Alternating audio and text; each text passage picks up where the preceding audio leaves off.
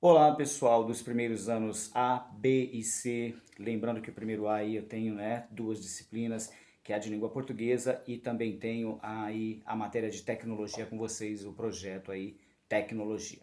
Espero que vocês estejam bem, estejam se cuidando. Bom, gente, terminou o terceiro bimestre, tivemos aí a semana de conselho, lançamos as notas na sede, mas só lembrando vocês que mesmo as notas tendo sido lançadas na sede, não significa que vocês não tenham como ainda melhorar essas notas. E até aqueles alunos que não estão participando, não tenho mais como participar da escola, não tenho mais como ter nota. Negativo, gente, você tem sim, tá? Então, nós temos até o dia 30 do 10, dia 30 agora, né? Daqui a 10 dias, hoje é dia 20, para poder lançar aí, mexer nessas notas, fazer uma busca ativa com vocês, com aqueles alunos que não participaram de praticamente nada, não tem nota, para que você não vá, o aluno que esteja nessa situação, nesse contexto, não vá, para o bimestre seguinte, aí para o quarto bimestre, que lembrando é o último do ano, zerado, sem nota nenhuma, a gente não sabe o que isso vai acarretar para vocês. Mas uma coisa é certa, vai sobrecarregá-los demais, não só em termos de bimestres esse ano ainda letivo, mas também para o ano que vem. Vai fazer com que vocês tenham aí uma gama de atividades, de exercícios, e vai ser muito complicado para vocês, e a gente não sabe o que esperar. Bom, gente, falando de pandemia, a pandemia não acabou ainda. Nós tivemos aí uma prorrogação, né? Foi prorrogado o período de quarentena, que infelizmente a gente está vendo por aí que não está sendo respeitado praticamente em nada, né? Porque a gente vê muita gente na rua aí sem uso de máscara, sem absolutamente nada, tomando cuidado nenhum. Então, só lembrando, gente, você, independente da idade, independente de qualquer coisa, se é novo, é meia idade, é a feliz idade, use máscara, se cuide. Usar a máscara preserva você e preserva quem está do teu lado também, beleza? Então é isso, a gente tem até o dia 30 para mandar as atividades, melhor, vocês têm até o dia 30 para mandar as atividades de língua portuguesa para mim. Eu vou passar para vocês agora aqui, eu já mandei para a escola e em breve isso vai estar postado no blog, pessoal. É uma sequência de 6 textos, na verdade são 3 temas. Cada um dos temas é trabalhado de 2 formas diferentes. Então nós temos o tema energia limpa, agora é a vez da energia limpa, que está sendo trabalhado em 2 textos diferentes, que é justamente para a gente entender um pouquinho de como é aí, né, a estética, o corpo do texto, os argumentos que um traz, de que forma o outro traz, para que a gente possa entender aí os diferentes tipos textuais. Mas todos eles são argumentativos, tá? Então, pode ser que seja um artigo de opinião, pode ser que seja uma dissertativa, mas são textos argumentativos. O segundo tema vai abordar sobre o amor. E esse amor vai trazer primeiro uma história, né, do amor, um contexto histórico, desde a humanidade, desde lá da antiguidade, passando pela Idade Média e até mais ou menos meados aí do século XVII, século XVIII, de como era tratado esse tema. O amor à distância vale a pena? O amor à distância dá certo? O amor por contrato dá certo? Então, sempre ele vai trazer o primeiro texto, contando um pouquinho o histórico disso, a história do tema, do assunto, e o segundo texto ele traz uma exemplificação. Ele traz tipo assim uma resolução para o problema. Então ele argumenta de uma forma diferente, mostrando fatos, dando ideias, dando alternativas, exemplificando o tema para que fique mais fácil para a gente entender, tá bom? E o terceiro e último tema, lembrando são 3, eu trouxe para vocês aí, eu fiz questão de baixar aí o texto sobre o Aui. O Aui é um filme, é um personagem, ele é um robozinho, é um filme completamente tecnológico. Mas é um filme que tem uma pegada assim muito interessante, porque ele vai abordar diversos temas. Vai abordar sobre a biodiversidade, sobre tecnologia, energia nuclear, sobre meio ambiente, sobre amor, sobre as relações, né? As relações que foram perdidas, as relações humanas. Então o filme é muito interessante, eu já assisti ele umas 2, 3 vezes, eu acredito que alguns de vocês também. E se não assistiram, eu recomendo, porque o Huawei é muito legal. É mais ou menos assim acontece, a narrativa teve guerras nucleares no mundo, tá? O planeta ficou completamente desabitado, né, inóspito. uma espaçonave gigantesca foi construída e foi mandado lá para o espaço.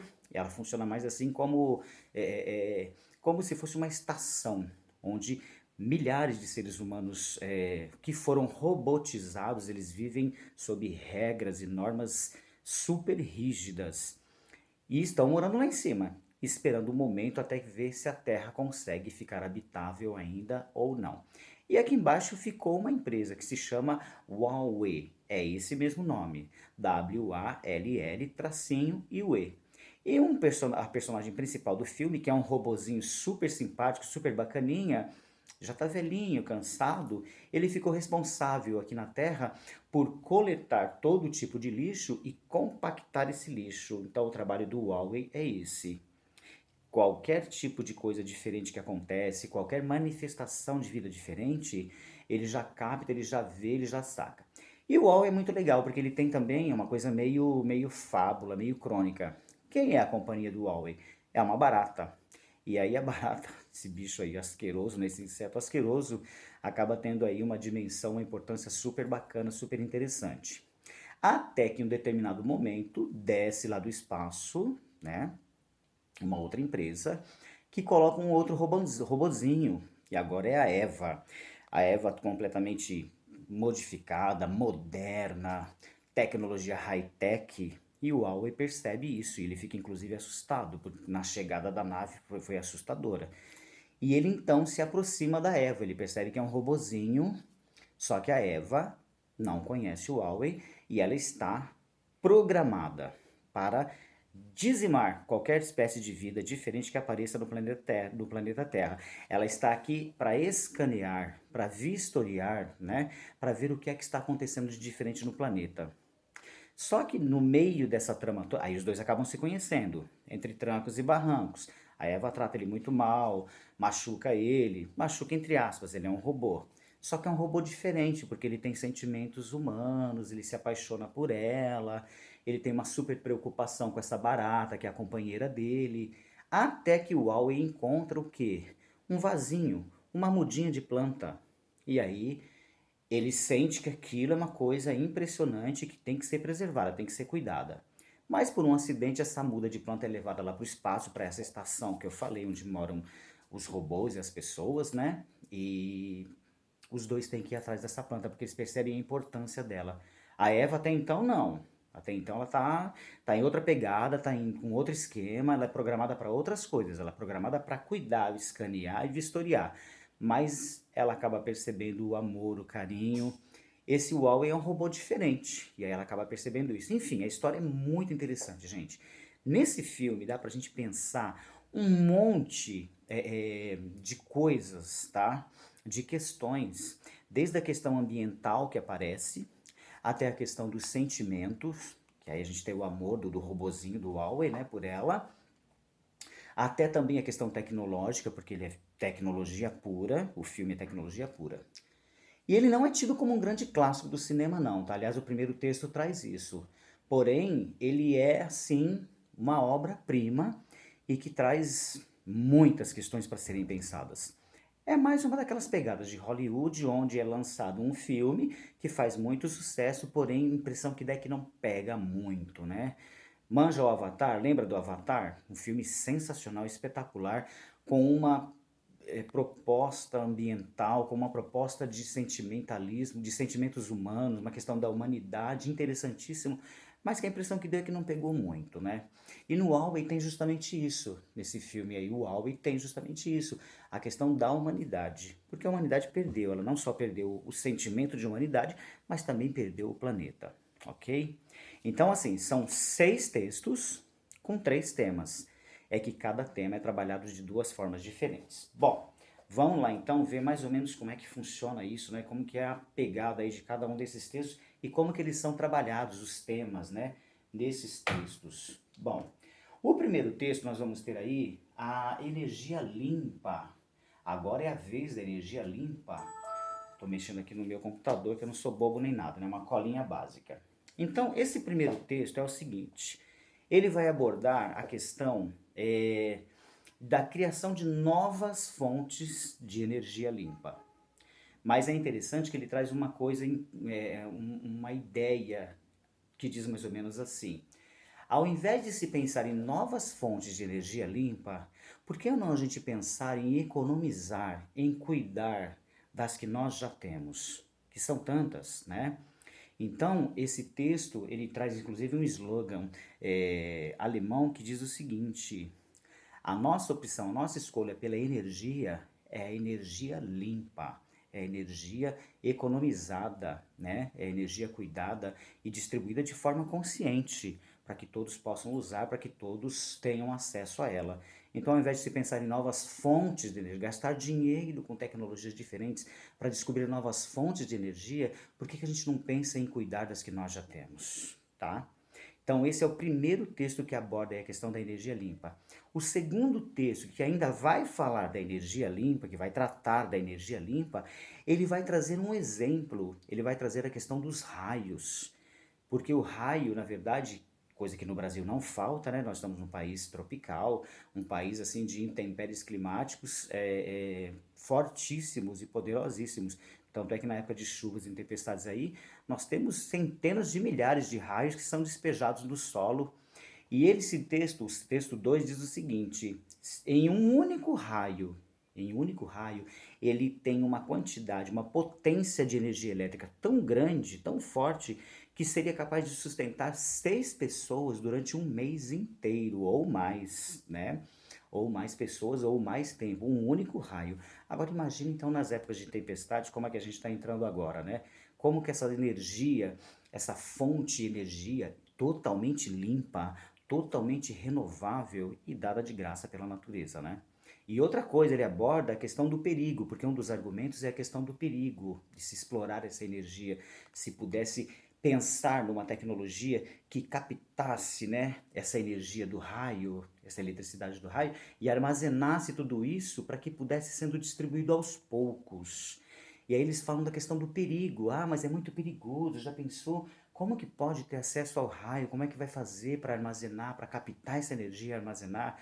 Ué, não é muito diferente a questão do risco de fazer perfurações a 5.000 metros de profundidade, que a gente tem questão aí do petróleo, agora também a questão do pré-sal e etc. É tão perigoso quanto para quem está mexendo e manuseando, se bobear muito mais.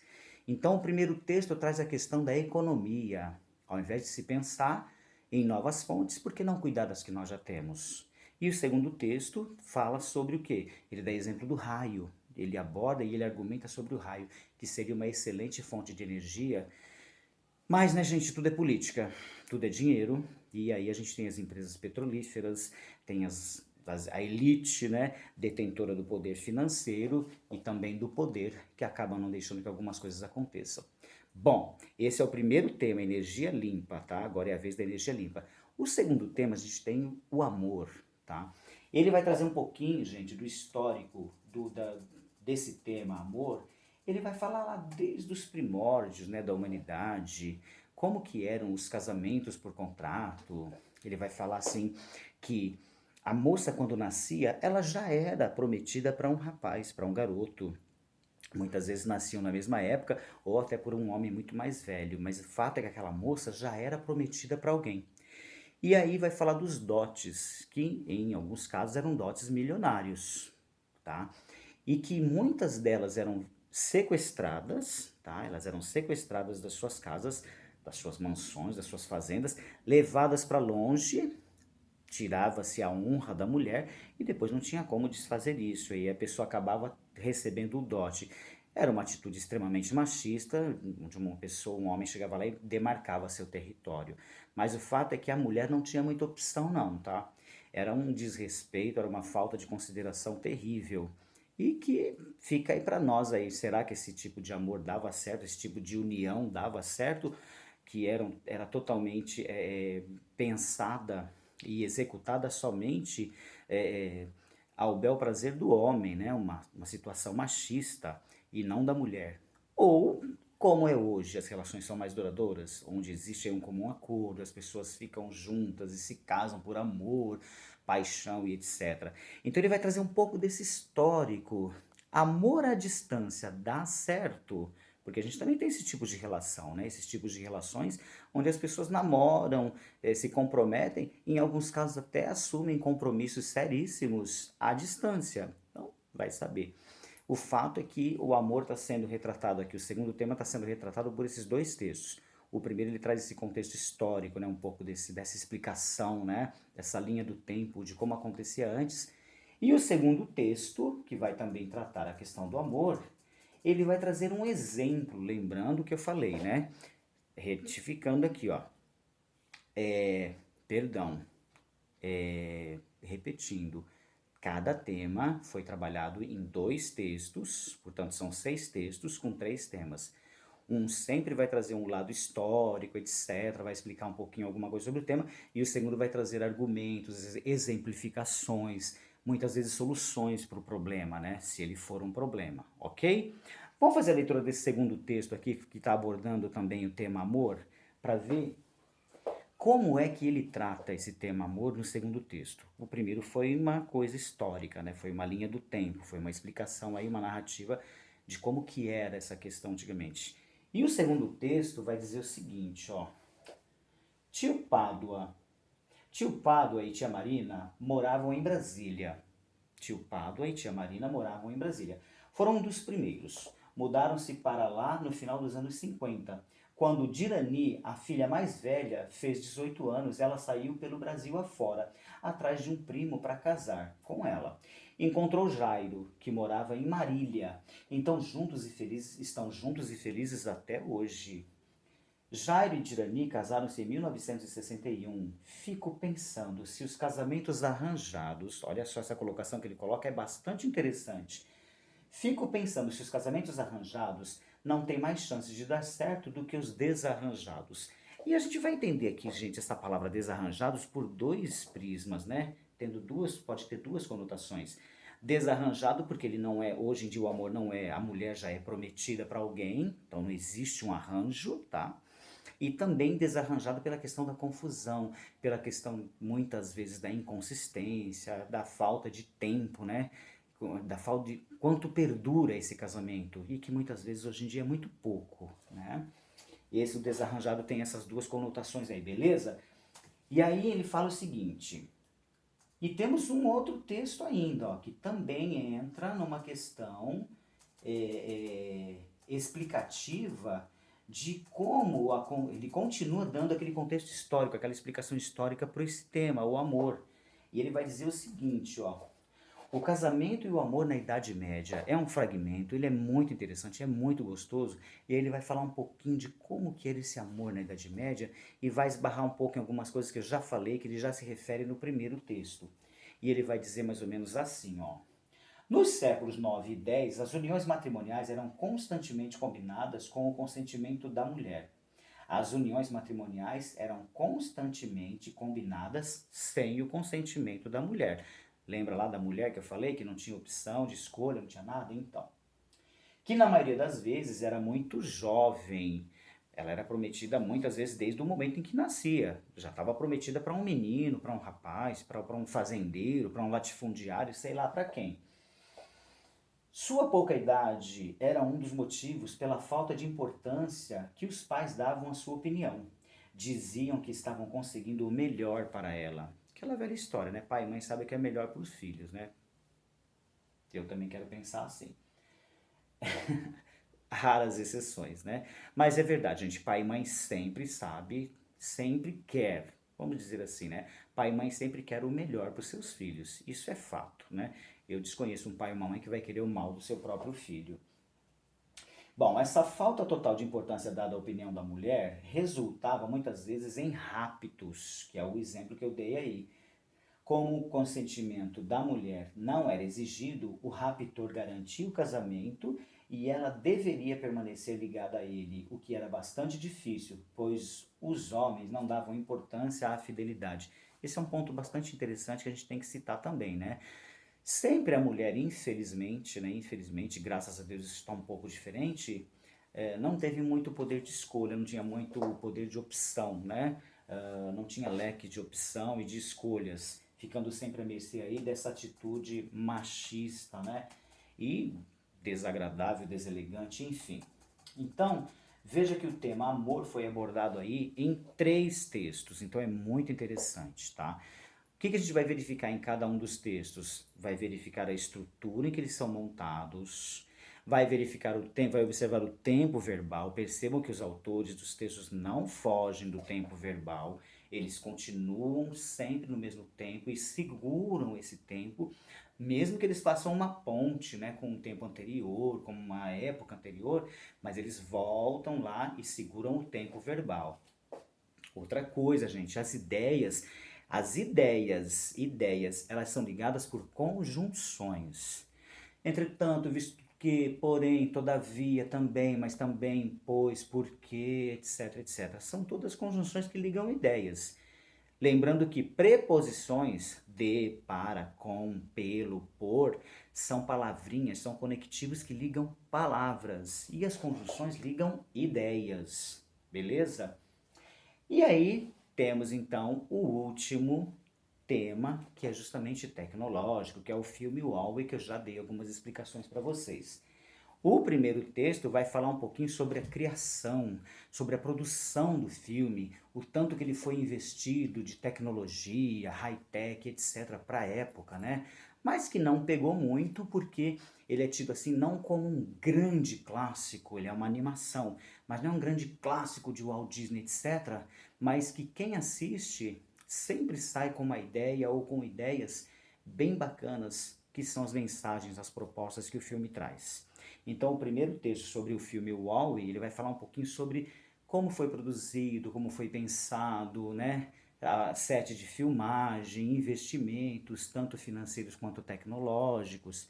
E o texto 2 vai narrar um pouquinho da história, que é o que eu fiz aqui com vocês, falando um pouquinho desse robozinho que tem comportamentos aí humanos, né? Então a gente pode pensar numa crônica, a gente pode pensar numa fábula, né? Enfim, várias coisas dão para ser pensadas nesse filme, mas ele tem algumas propostas, algumas ideias. E repito, ambientais, tecnológicas, a questão do sentimento humano, a questão da amizade, do amor, do carinho, do afeto, do cuidado um com o outro. Quem assiste o filme com atenção consegue perceber todas essas coisas. Mas o que eu quero deixar para vocês, todos os 3 temas estão trabalhados de forma argumentativa. Eles estão sempre sendo trazidos em 2 textos, que é para vocês compararem um com o outro. Mas se a gente conseguir ligar com as conjunções corretas, você forma de 2 um único texto de cada um dos temas, tá? Então, a proposta é que vocês leiam os textos, respondam as questões, porque na sequência de cada texto, né, dos 2 textos, sempre vai ter uma questão ou outra para vocês olharem lá e responderem, tá bom? Gente, essa é a atividade então de recuperação de hoje até o dia 30 de outubro. E também eu vou usar como a primeira nota do bimestre aí, do 4º bimestre, que é o nosso último bimestre do ano, tá bom? Tudo de bom para vocês, se cuidem, fiquem com Deus, pelo amor de Deus, usem máscara. A pandemia não acabou, gente, o vírus não acabou. A vacina não está certa. Estava marcada para dezembro, para começar aí uma campanha de vacinação em massa, mas já foi mudada a data, que na verdade não tem data correta, não tem data certa ainda, porque percebeu-se que a vacina ainda não ofereceu aí os resultados esperados. De qualquer forma, está saindo. Está saindo, a gente vai sair dessa, se Deus quiser. Mas nesse momento, gente, é cuidado. É uso de máscara, é álcool em gel, sai fora de aglomeração. Se alguém te convidar para aglomerações, pelo amor de Deus, pense não só em você, mas pense quem está na sua casa também. Podem ser pessoas novas, meia idade, terceira idade, pode ser do grupo de risco, pode ter alguma comorbidade, pode ter alguma doença crônica. E aí, pelo amor de Deus, né? Eu não gostaria de carregar a culpa de ter matado alguém que eu amo, tá bom? Fiquem com Deus, um abraço e até a próxima.